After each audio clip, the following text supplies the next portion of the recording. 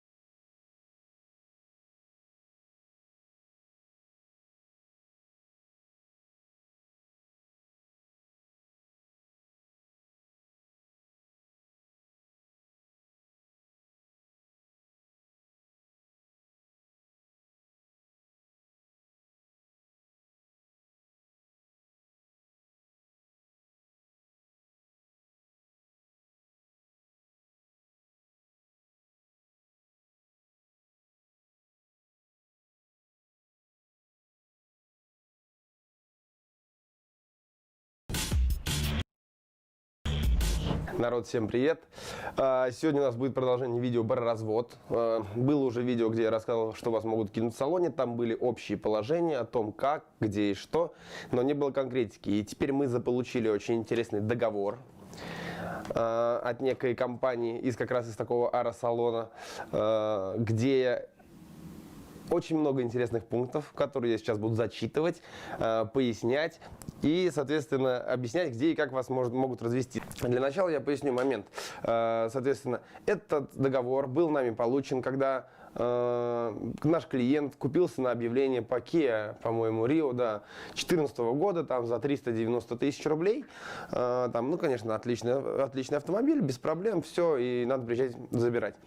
Смысл в чем? Это развод при покупке подержанного автомобиля. То есть здесь подержанный автомобиль, и как вас могут кинуть в салоне при покупке именно его.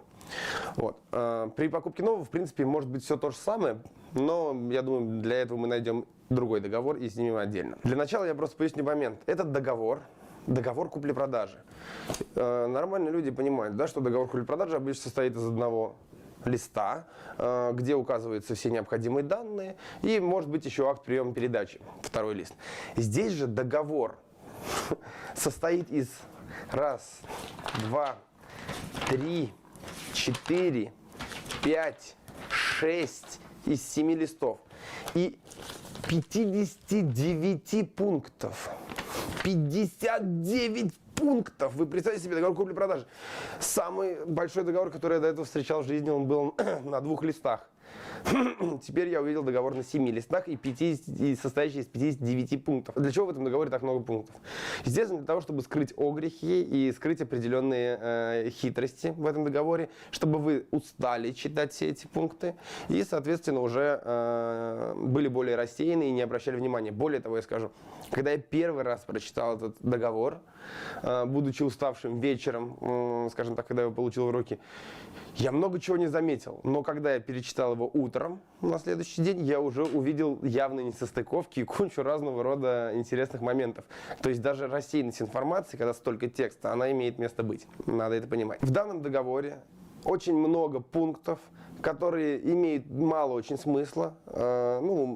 Как сказать, естественные пункты. Например, о том, что там продавец обязуется передать автомобиль покупателю в надлежащем там состоянии, или покупатель извещен о том, что автомобиль бывший в употреблении. Есть также особый пункт вообще, где написано: покупатель настоящим подтверждает, что ему известно, что двигатель транспортного средства предназначен для эксплуатации исключительно на топливе, соответствующем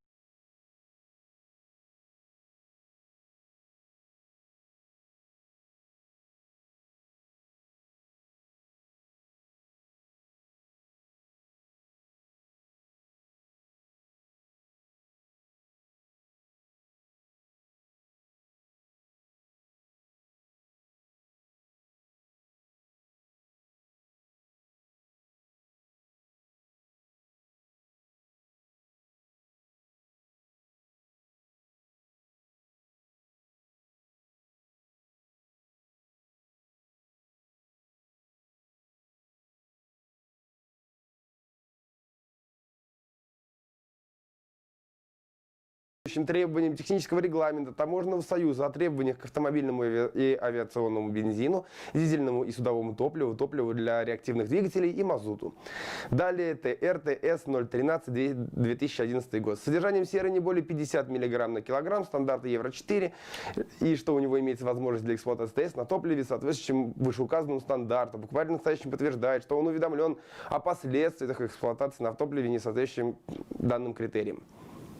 Полнейший бред. В принципе, зачем этот пункт, зачем вот такой вот огромный пункт о том, что вы в курсе, что автомобиль надо заправлять бензином. Ну, это как минимум нафиг не нужно в этом договоре. Но, однако, здесь полно вот такого плана пунктов, которые именно нужны для того, чтобы вы не могли прочитать все это и понять. Я говорю, я этот договор читал где-то 4 или 5 раз всего, от и до, внимательно вчитываясь. И каждый раз, с каждым разом мне открывалось что-то новое в этом договоре. Вот. Составлено очень грамотно, кстати, очень действительно классно. Для начала я поясню тот самый нюанс, который вы можете получить. Этот договор рыба, то есть он пустой, он ни на кого не заполнен. Это просто именно рыба, которую вам дают для ознакомления в автосалоне. Естественно, он может отличаться. Да, и даже более того, я скажу, скорее всего, он отличается от того, что вы получите в результате, но даже его прочитать крайне сложно. Но его вам дадут прочитать без проблем, вас никто не будет отвлекать, вы можете прочитать сколько угодно. Вот. Однако, если кто-то когда-нибудь покупал автомобиль, он понимает, да, что когда тут такой мандраж, вот стоит машина, тебе уже показали, ты такой: да, ну и хрен с ним, ну ничего же здесь плохого нет, ты подписываешь. Ладно, вот я вам расскажу, почему и где вас могут за это наказать, за рассеянность. Первый пункт, который здесь есть и вызывает первый сразу самый интересный момент. Здесь написано: стороны договорились, что в день заключения настоящего договора покупатель уплачивает продавцу денежную сумму в размере XXX рублей в счет оплаты цены автомобиля по настоящему договору. В принципе, нормально, вроде бы, да? Если не вчитаться, покупатель уплачивает денежную сумму в размере столько-то рублей в счет оплаты цены автомобиля. Причем здесь не написано, что цена автомобиля такая. Здесь не написано, что эта сумма является окончательной стоимостью. Нет, здесь написано, что сумму в счет цены автомобиля. Соответственно, это подразумевает то, что где-то может быть пункт, где будет написано, что цена автомобиля составляет столько-то и столько-то.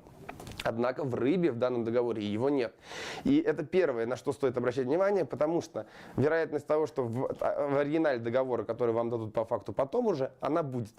Более того, Что мне сразу бросилось в глаза, если мы посмотрим весь договор, он весь ровненький и ровненький текст к тексту, но вот на какой-то, на 4-й странице пункт 27 и 28 имеют вот такой вот интересный пробел. Ничто не может меня освежить. А как насчет Old Spice Rock? Крутой аромат, крутая защита, свежо, реально, натурально. Old Spice Rock, мужичайший антиперспирант. Я сразу обратил на это внимание и не понимал, как, что и где. И причем, если просто вот посмотреть визуально, то видно, что все пункты идут по одной линейке. Ну, вот этот, как его, Microsoft Word их выравнивает. А вот здесь 27 и 28 пункт стоят в разных местах. То есть такое ощущение, как будто он вставлен отдельно именно сюда. И, соответственно, не самый грамотный пользователь Microsoft Word не смог убрать этот пробел. Что-то в этом роде. Смысл в чем? Я практически уверен, что этот пункт номер 28 заменяется другим пунктом, который, возможно, на одну строчку больше, и именно поэтому сделано так. Чтобы договор весь не менял, чтобы вы могли сравнить его с рыбой, все будет совпадать в принципе. Но в самом этом пункте добавится определенная информация, такая как, например, цена автомобиля. Здесь будет написано, что цена автомобиля, например, вот вы приехали за Kia Rio за 400 тысяч рублей, за 390, а окажется, что цена автомобиля 650 тысяч рублей. Причем, если вы обратите внимание, то классно, здесь нигде нет цифр. Цифры вы можете увидеть только вот здесь. Только в самом начале цифры, цену. А вот здесь вот, кажется, ну, текст и текст, вроде ничего нового. Однако, если мы прочитаем, я весь его зачитывать не буду, потому что тут очень много всякой ерунды. Написано, что покупатель обязуется возместить продавцу расходы, убытки, понесенные последним в связи с совершением действий по исполнению договора. Консультирование покупателя, подбор автомобиля, дополнительная диагностика его работоспособности, доставка транспорт-средств до места его передачи покупателю. Подготовка комплекта документов, необходимых для совершения сделки. В размере 75 тысяч рублей. Вот здесь написано 75 тысяч рублей. Причем цифры нет никакой и нигде. Даже читая быстро, вы не увидите. Я, более того, зная, что этот пункт есть, зная, что я его где-то видел, я его искать заколебался в этом договоре на самом деле. Потому что сложно 75 тысяч рублей найти именно в буквы, в таком количестве текста. Причем следующий пункт является практически точной копией предыдущего. То есть, если их зачитать, они схожи на 95%. Различаются чуть-чуть совсем. Тут покупатель отказывается его принять, а тут покупатель нарушает условия договора. В принципе, примерно одно и то же, но тем не менее. И этот пункт, вот этот вот, можно убрать и заменить его чем угодно, и вы не заметите разницы. Если вы будете сравнивать новый договор с рыбой, все пункты будут одинаковыми. Более того, вся структура договора останется. Все пункты будут на своих местах, если вы даже захотите сравнить. То есть он не поползет никуда, ничего с ним не случится. Все будет замечательно то же самое. Вы сравните, но только в тексте здесь будет изменение. И именно это изменение первое, что вас, каким образом вас кинут. Вы заплатите за услуги салона. Это специально сделано для тех, кто у нас же люди грамотные, они привыкли читать договор, прежде чем его подписывать. Вот и все. Вот вам дают договор, читайте. Вы сидите спокойно, час можете читать этот договор. После этого вам говорят, заключаем? Вы говорите, заключаем. Они вам печатают договор с новым пунктом. Вы берете его, говорите, вам говорят, подписывай. Они такие, ага, сейчас я прочитаю. Они такие, да ладно, ты читал тот же самый договор. Вот все, что там написано, посмотри, все то же самое, абсолютно, вот все то же самое, подписывай. Ты такой, да, давай я почитаю. Они такие, да мы закрываемся уже, времени нет, давай, тут еще покупатели, туда-сюда. Короче, вынуждают тебя для того, чтобы ты реально взял и подписал этот договор. Это факт, это есть. Следующий, называется «Не тот автомобиль». Здесь есть очень интересный пункт.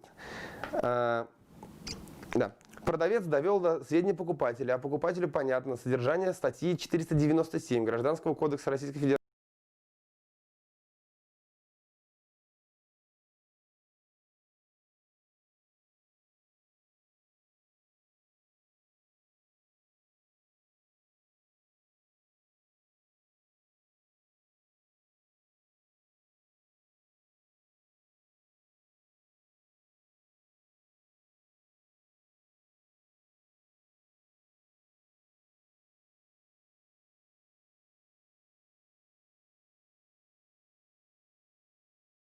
Федерации о том, что договор розничной купли-продажи может быть заключен на основании ознакомления покупателя с образцом товара, предложенным продавцом и выставленным в месте продажи товаров.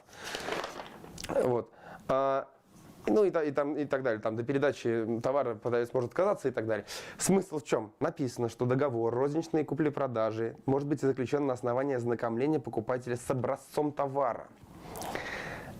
Самое интересное, что здесь вас еще раз могут кинуть замечательно и легким образом. То есть, например, вы пришли, вот стоит Kia Rio, да, там, замечательно, вам дают там ксерокопию ПТС, вы посмотрели, ознакомились, да, сверили номера, что ксерокопия ПТС совпадает с номером, посмотрели машины, все замечательно, вас устраивает, саму машину посмотрели и так далее. Они берут, ну давайте, что, мы будем заполнять, забирают у вас ксерокопию ПТС для того, чтобы заполнить договор. А заполняют договор по другой ксерокопии ПТС. Она выглядит точно так же, точно такая же ксерокопия. На такую же Kia Rio, все то же самое. Вы даже разницы вроде бы не заметите. Вам потом дают, говорят, проверяйте. Дают вам другой ПТС и дают вам, вы сверяете, номера в договоре в ПТС совпадают. Но это не от этой машины ПТС уже, это не та Kia Rio. И более того, по этому договору это возможно. Вам скажут, это ознакомительный образец. Ваша Kia Rio приедет завтра, приходите за ней. А завтра приезжает бич Kia Rio, например, вы приехали в полной комплектации, смотрите, а завтра приезжает кривая, косая, битая, конченая Kia Rio, и вы не сможете никому ничего доказать. Почему? Объясню. Потому что здесь есть классный пункт, в котором написано, покупателю разъяснено, что транспортное средство является бывшим в употреблении, имеет естественный износ, а его технические характеристики могут отличаться от эксплуатационных характеристик нового транспортного средства аналогичной марки и модели. То есть по факту вам могут продать любой мусор, и здесь этого нет, здесь нет описания состояния автомобиля. Вам это должны были объяснить в словах. И как только вы подписываете этот договор, вам уже разъяснено, вы согласны с тем, что вам разъяснили, что это бэушный автомобиль. И вам привозят какой-то мусор полнейший, и вы не сможете сказать ничего, потому что как бы вы подписали договор, где написано, что вы согласились, что этот автомобиль вам подходит. Класс, замечательно. Кинули вас еще раз, но ничего, вы не унываете, едете в третий салон, например, и пытаетесь еще раз купить автомобиль, и уже зная, что 2 этих пункта вы точно не пропустите. Значит, отказываемся мы от первого пункта, цена, после этого не тот автомобиль, соответственно, мы тоже, это уже не образец, все, замечательно. Теперь еще один пункт, где вас могут кинуть следующий, третий. Здесь написано, покупатель после оплаты продавцу цены транспортного средства обязуется забрать транспортное средство не позднее дня внесения в паспорт транспортного средства записи о переходе права собственности на транспортное средство к покупателю. По истечении данного срока продавец не несет ответственности за несохранность транспортного средства, как за несоответствие комплектности, так и за наличие повреждений. То есть вы должны, скажем так, забрать автомобиль в тот день, когда они внесут вас в запись соответственно, в запись ПТС. Причем самое интересное, что даже здесь вас могут кинуть. Но здесь, конечно, больше условностей и домыслов, но однако есть такой момент. Например, вы, приехали из Ижевска, вот, и вам говорят, хорошо, в течение 30 дней мы вас уведомим, приедете, заберете автомобиль. Замечательно. Вам звонят, например, не знаю, через 5 дней, вечером, говорят, значит, мы внесли вас, запись о вас в ПТС, приезжайте, забирайте автомобиль. Вы ништяк, собираетесь, едете из Ижевска, там, не знаю, сутки, приезжаете в Москву, приходите туда, так как по истечении данного срока продавец не несет ответственности за несохранность транспортного средства, вы приезжаете и видите битую, кривую, косую машину, и причем вы не сможете доказать, что, скажем так, вы ничего предъявить не сможете, потому что они несут ответственность. Вы же приезжаете на следующий день. За день могло произойти все что угодно, и продавец никакой ответственности не несет в принципе, потому что вы не успели забрать ее в установленный срок. Причем тут даже есть интересно, здесь есть, например, пункт, где Риск случайной гибели или случайного повреждения транспортного средства переходит на покупателя с момента, когда продавец передал транспортное средство покупателю в порядке, предусмотренным договором. А порядок — это вписание вас в ПТС, в принципе. Либо с момента, когда покупатель в соответствии с договором обязан принять, что и является этим пунктом, но неправомерно уклоняется от исполнения данной данной обязанности. То есть вас писали в ПТС, говорят, приезжайте, забирайте. Вы как бы едете, все. Но вы, оказывается, неправомерно уклоняетесь от исполнения данной обязанности. Что за бред вообще?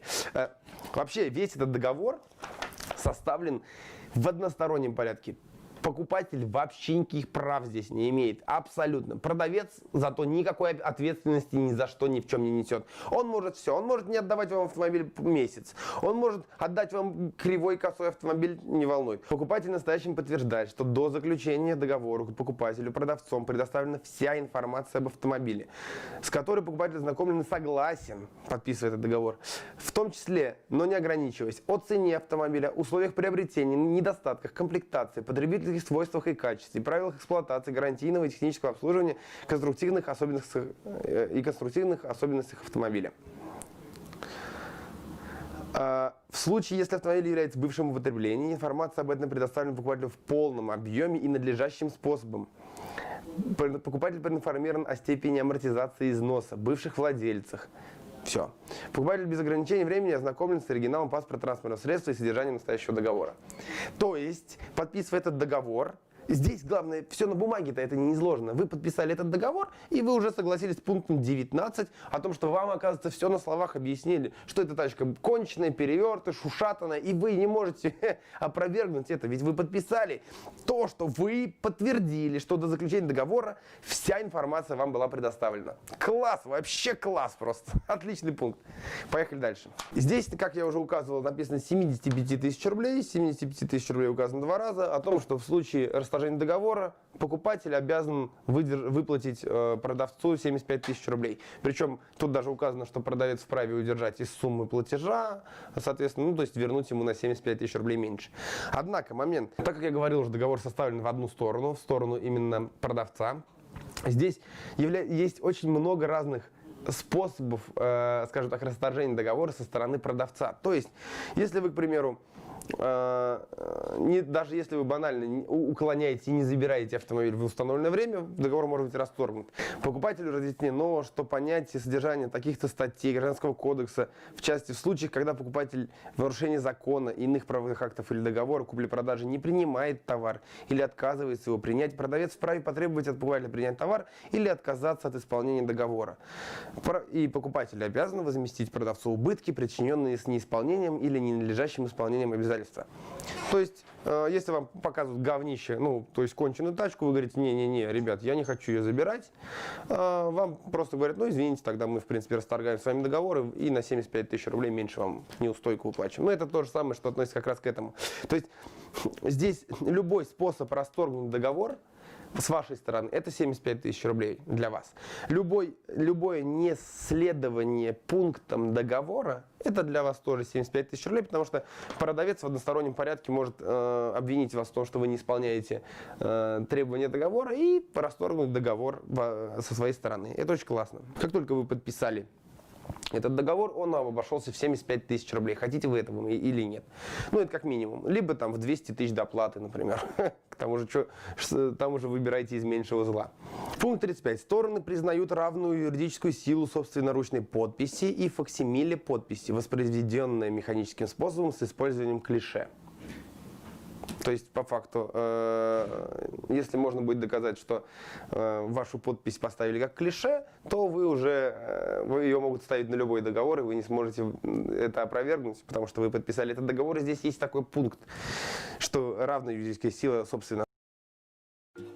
Бургер с сочной котлетой, хрустящая картошка и ручной подписи и факсимиле подписи.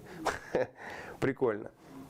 Вы подписываете договор и делают по бырику клише, пока вас морозят, и шлепают на любой договор и считаете, что вы его уже подписали. И вы не... Офигенно. Это что касается именно клише. Стороны освобождаются от ответственности за исполнение, надлежащее исполнение принятых на себя обязательств по договору в случае, если это будет являться следствием действия обстоятельств непреодолимой силы. Дальше здесь в пункте есть, что такое обстоятельства непреодолимой силы. Это тут написано пожары, молнии, военные перевороты, конфликты, теракты, гражданские волнения, забастовки и так далее. Причем написано, сторона, которая не может выполнить обязательства по договору, должна своевременно, но не позднее 5 календарных дней после наступления обстоятельств непреодолимой силы письменно известить другую сторону с представлением обосновывающих документов, выданных компетентными органами. То есть, представьте себе, вы решили себе купить машину, тут началась война, бегают, стреляют люди, а вам надо за 5 дней добежать до Белого дома, я не знаю куда, до нотариуса или до кого-то, и он вам должен выдать бумажку. Вы еще должны сначала письмо им написать, что я не могу купить у вас автомобиль, потому что в меня стреляют, блин. Или там молния просто, или потоп, потому что вы плавая на плоту, так как, знаете, как этот в Титанике, соответственно, короче, плавая на плоту, как Ди Каприо из Титаника, да, вы берете бумажку, достаете и пишете на ней, что я не могу забрать автомобиль, потому что потоп, и причем эта бумажка сама по себе не документ, вы еще доплываете до нотариуса, чтобы он вам выдал документ, тут написано, с предоставлением обосновывающих документов, выданных компетентными органами. Какой орган компетентен выдать вам документ о том, что вы не смогли купить автомобиль, потому что, не знаю, потому что наводнение или потому что вас молния ударила? Какой? Но не волнует, даже если вас ударила молния, в течение 5 дней найдите этот орган, возьмите у него бумажку, притащите, иначе вы будете платить неустойку в размере 1% от стоимости автомобиля каждый день и так далее, короче. То есть ужас какой-то. Вы постоянно будете терять деньги в любой ситуации, даже если вас молния ударит. Да, еще в самом конце 55 и 56 пункты. Стороны не имеют никаких сопутствующих устных договоренностей. Содержание текста договора полностью соответствует действительному волеизлиянию сторон. Короче, вы подписали, и все, что вы подписали, это то, чего вы хотите вообще в принципе. И тут же вся переписка по предмету договора, предшествующая его заключению в случае наличия таковой, теряет юридическую силу со дня заключения договора. То есть, если вы переписывались с продавцом, консультантом, с менеджером в этом салоне, и он вам писал, да, вы заплатите ровно 400 тысяч за машину или там 350, вы можете, не знаю, подтереться монитором, на котором вы будете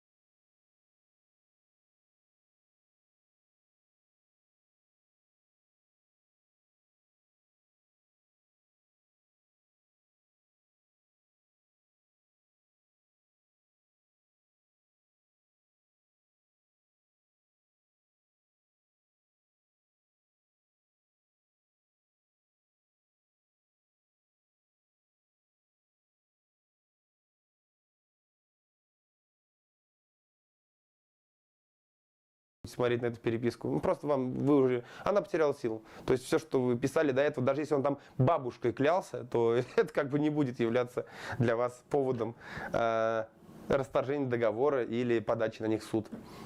В общем, так. Замечательный договор. Замечательный. По данному договору покупатель не может ничего, а продавец может все. И вас может кинуть каждую минуту, просто каждую. Вот эти все пункты, которые я перечислил, по каждому из них вас могут кинуть. Вот. Может быть только по одному, а может по нескольким сразу. Но смысл в том, важный момент в том, что маловероятно, что вы получите автомобиль вообще в принципе. Скорее всего, я практически уверен, что этот автосалон, у них, кстати, похоже, нет больше автомобилей, там такая шарашкина контора, вот, и занимается тем, что он не продает автомобили, он забирает у людей деньги.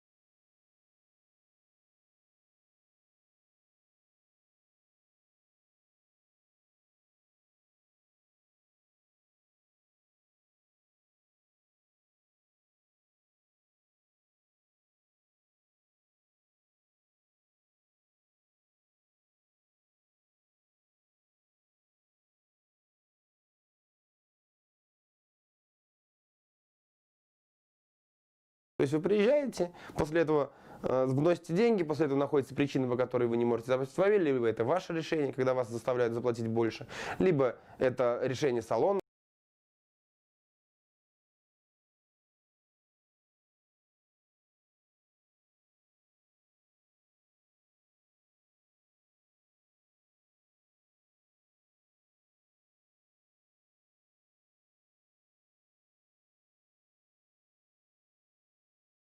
Когда вы, оказывается, не исполняете свои обязательства какие-нибудь. Ну, короче, автомобиль вы не заберете 75 тысяч рублей. Просто вот приехали из Ижевска, привезли в Москву 75 тысяч рублей и уехали обратно. Замечательно. На будущее, если вы собрались ехать в какой-то салон, вообще в автосалон, просто посмотрите отзывы про этот салон. Вот, например, в АТЦ Москва вы сразу не поедете. Ну и в ряд салонов довольно известных, вы просто не поедете, почитав про них отзывы. Сразу говорю, если вы видите отзыв про официальный дилер, про то, как там плохо обслуживают, хамят и так далее, это не совсем отрицательный отзыв. Он не влияет на работу салона, то есть это уже зависит от людей и так далее. Но это не значит, что вас там обманут. А вот если вы видите, что там вот такими буквами написано «это развод и не едьте сюда», то не надо думать, что вам повезло, всех остальных кинули, а вам действительно повезет и вас не разведут. В общем, будьте осознанны и не покупайте себе хлам. Привет, меня зовут Фантола.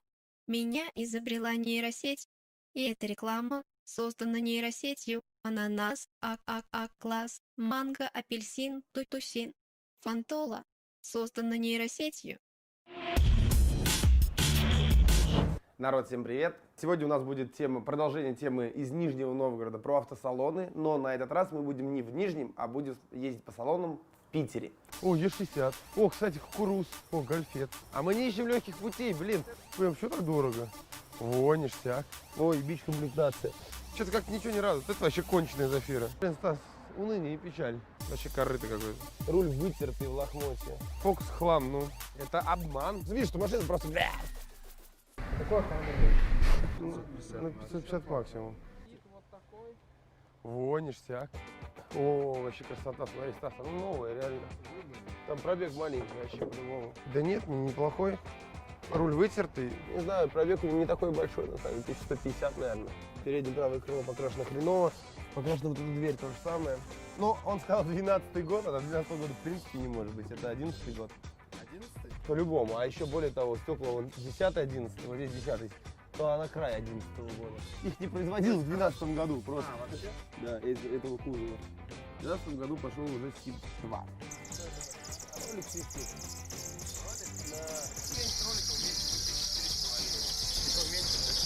Замена я имею в виду.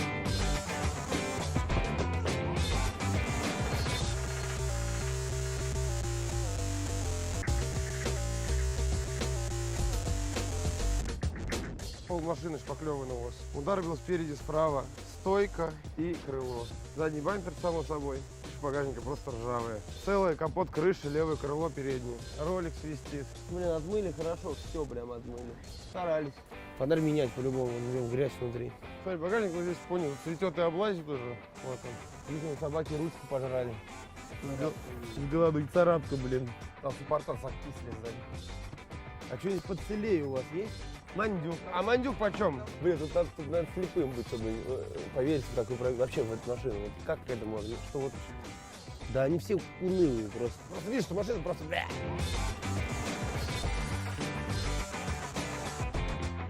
Вот эта машина стоит где-то 300 по состоянию. Что еще есть? Если человек говорит сам, что нет нормальных автомобилей за 500, то, наверное, надо поверить. Это был первый салон. Мы, естественно, мы на этом не остановились. Далее мы, естественно, пошли просто подряд по всем салонам. Начали там гулять зигзагом, они с двух сторон дороги находятся. И просто подряд во все заходить и смотреть, что там продается. Вот, дизельный фокус. 500.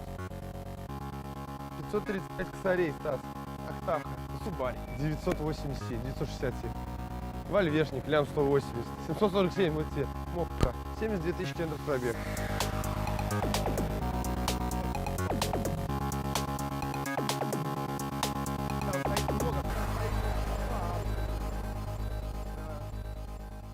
Я чуть ли не родное место увидел, чуть ли не ту же самую Москву, потому что везде те же самые надписи. Выкуп авто, автокредит, продажа авто, все что угодно связано с авто. Следующий автомобиль был, он был коротенький совсем, но такой интересный, это был Гольф. Ого, он 1.8. Что? Двухлитровый? АЕБ мотор. Секунду, двухлитровый, это же АЕБ, это 1.8 мотор. Здесь только точили вручную сами. Гоняет? Охренеть. Пластидипом покрыты. Прикольно. 255 тысяч, да? А мерили разгон до сотни? До сотни, говорю, сколько кочегарит, мерили? Вопрос в том, что там были парень с девушкой, и они пришли смотреть это корыто. Гольфец затюнен в лучших традициях колхоза.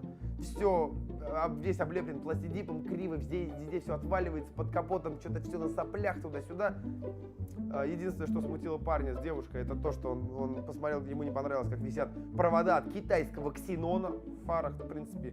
Не знаю, мне кажется, этот автомобиль метров со 100 посмотрел и бежать надо сразу, потому что это утиль, это все, автомобилю конец. Однако они еще его долго рассматривали, но, слава богу, ушли и не стали его покупать. И дальше был интересный автомобиль, это Королла. На автомате? А, ну она рестайлинговая. Вот это ништяк. Это вот состояние. Надо, видишь, чуть-чуть поделать. Бампер покрасить. Ага. На место поставить. Баба ездила. А давай посмотрим на нее, что. Это еще неплохо, кстати. А то, что в ней таксистская шашечка лежит, это ничего, да? Да это не ее, это бабы забрали. Вот, о, не, это, наверное, случайно шашку с другой машины закинули сюда, там, просто случайно положили. Я говорю, ага, подхожу, открываю дверь, начинаю смотреть. Шашка подключена проводами, внутри флакончик, чтобы ночью светилось. И она подключена проводами, провода проведены уже хорошенько, под порогами, там, под сиденьем. У нее пробег, кстати, до сотки точно, у нее по салону, видно, по рулю стоит. И получать не получала, я это успел.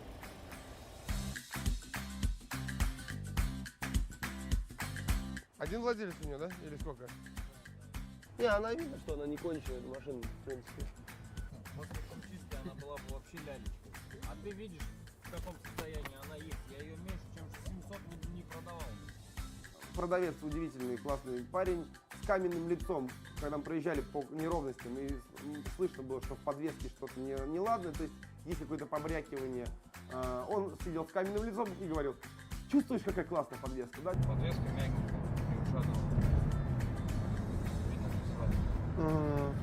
Толщиномер я даже не доставал. Видно было, что у нее крутилось правое переднее крыло, перекрашивалось, капот крутился и крышка багажника крутилась. Это то, что я так успел лайтоненько посмотреть. Может быть, что-то еще мы нашли бы. Но оттолкнул момент с такси, оттолкнул момент с обманом. Далее был Ford S-Max. Там, на самом деле, не очень хорошо получилось заснять, потому что чел, который вышел, оказалось, что он нас знает, нас смотрит. Живой, нет? Мандил?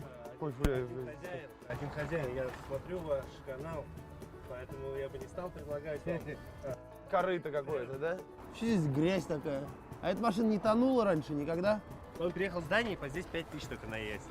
В России. Да, вот человек, кстати, кто его пригнал. Вот. Давно здесь стоит? Нет. Недавно. Это знакомые, причем знакомые просили. Они поменяли оригинальные диски, поставили оригинальные колодки фордовские, вложили денег. Похоже, они давно это сделали, да? Ну не 5000 километров назад, да? Ну вот как раз 1005. Назад. Поставили колодки. Это вы? Нет, это моих родственников машина. Я сам пригонял с Дании эту машину. Они 6000 наездили по России. Или 5? 6. Ну ладно. А колодки тормозные в круг они ставили сами и диски, да? Ну вот оригинальные колодки, да, и диски. А, и еще, знаешь что это самое? Что? Здесь движок стоит, это самое, 40 000 пробег. А меняли уже, да? Так старый тоже есть, могу отдать. И он старый нормально работает. А что с Он этим? на даче у них стоит. А зачем Они меняли? поменяли, потому что он, блядь, дурак нахуй, это самое этот. А, потому что он дурак поменяли? А в чем прикол-то? В чем был смысл замены вообще? Замены, потому что это без пробега практически. Ну. И просто так, да? Нормально. Новый мотор стоит. И старый еще отдам, блядь, за эти деньги. Старый можешь продать нахуй за 50 000. Легко вообще. Тогда давай лучше скинем 50 000, и потом сам продавай его. А? Я говорю, давай скинем просто 50 000 и все. А он нам тоже не нужен. Стас, оставишь 2, на задний привод еще один воткнешь. У тебя будет 2 независимых. Процентов 70 у меня, в это 70-75 это топленая тачка. Все признаки вижу. Абсолютно. Наклеечку показал, да? Да, видишь, наклейка поплыла, да. И вот у нее везде, у нее разводы на сидушках, там сям. Видел? Здесь смысл работы тот же самый, абсолютно. О чем свидетельствует человек, который продавал нам Мандео. Окрасилось только заднее правое крыло, да? Крашеное крыло вот это. Капот крашеный. Вся морда крашена, точно. Так, теперь аттракцион. Найди некрашенный элемент. Давно вообще владеете ей? Полгода. И как? Нормально себя чувствует машина? Прям шикарно? Да пробег на нее уже очень-очень гигантский просто. Признавайтесь. Вы ее битую брали, да? В машине курили, и комплектация вообще бич-бич.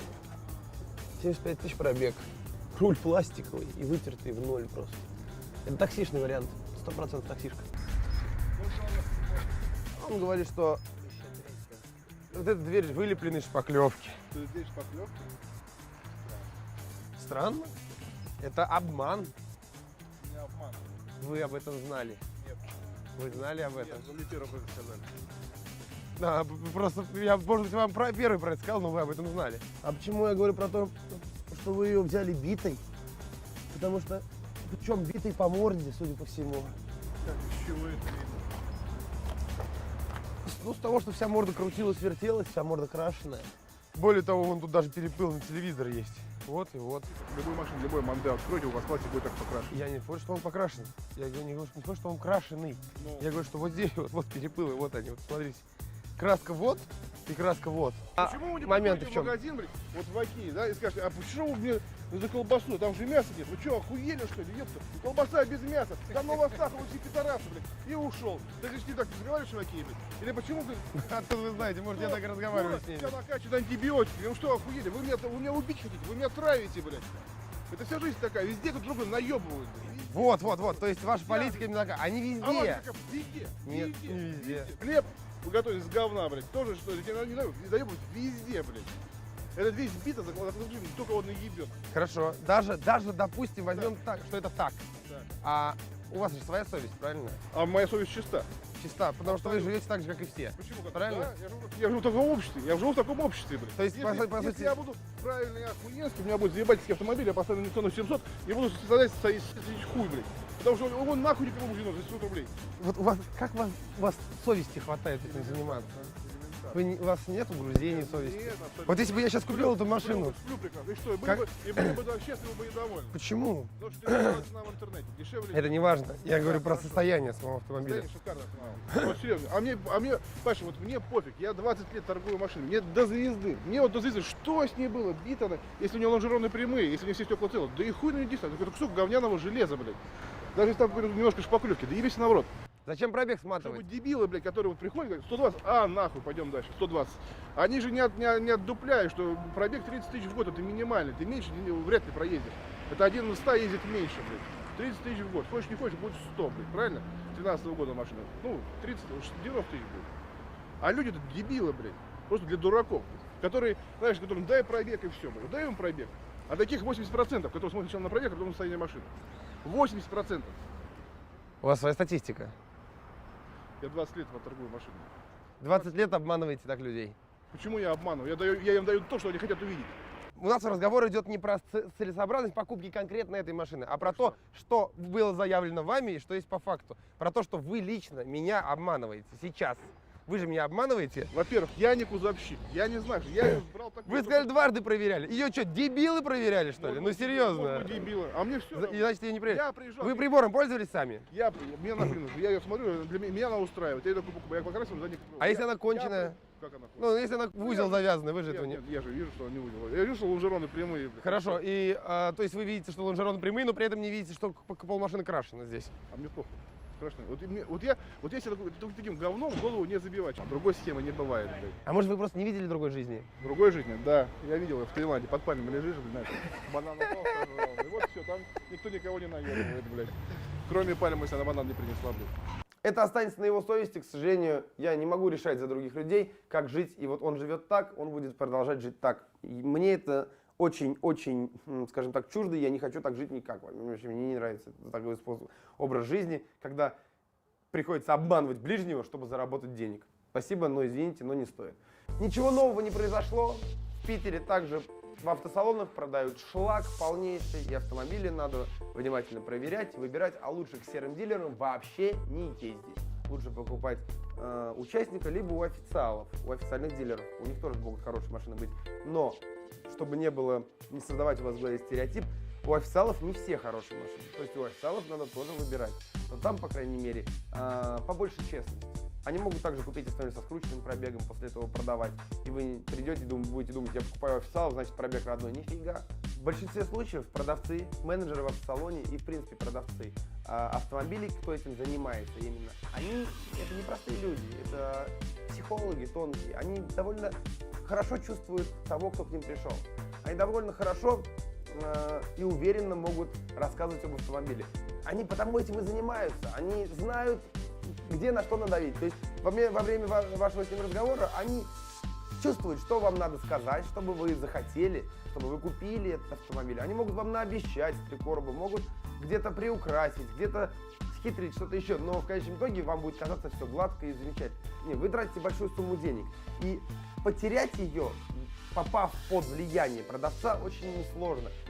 Еще раз говорю, что обычные люди, простые, в Васе, не продают автомобили пачками. Они не работают в автосалонах. В автосалонах работают хитрые, изворотливые менеджеры. Это не обязательно плохие люди в жизни. Может быть, это хорошие люди в жизни, еще что-то. Но когда они на работе, они впарят вам все, что угодно, потому что это их работа. Впаривание – это не всегда жесткий процесс. Это не всегда явный обман. Нет, это